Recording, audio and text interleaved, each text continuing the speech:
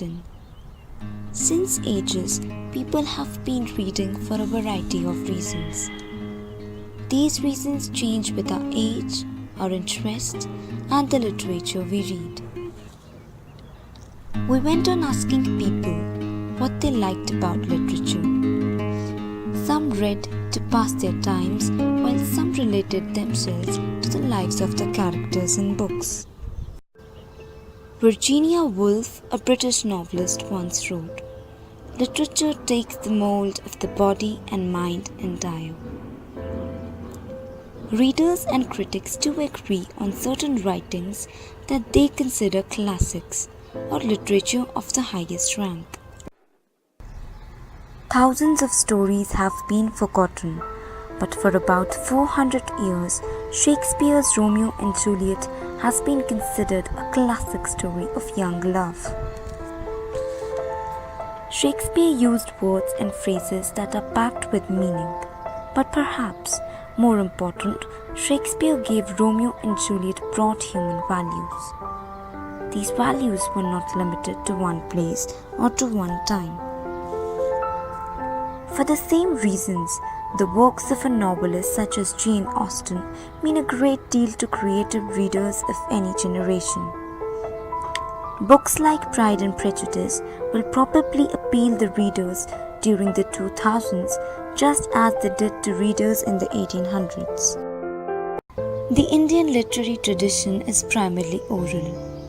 Biographical details of the lives of most of the earlier Indian writers exist only in much later stories and legends.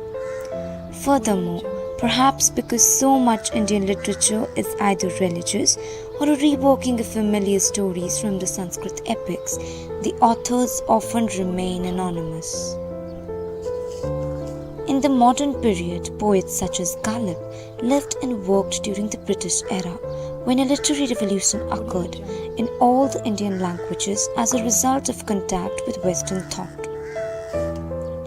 Urdu poets remained faithful to the old forms while Bengalis were imitating English poets in the 1940s. Bengali led the way and today has one of the most extensive literatures of any language. One of its greatest representatives is Rabindranath Tagore, the first Indian to win the Nobel Prize of Literature in 1913. Work of two other great 20th century Indian leaders and writers is also widely known through translation.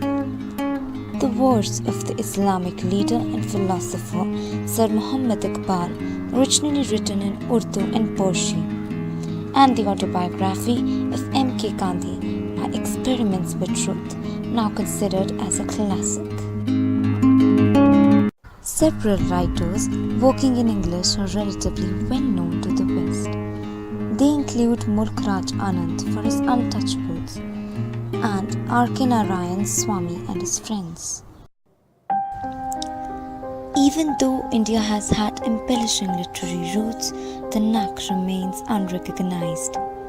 The libraries fall short of readership.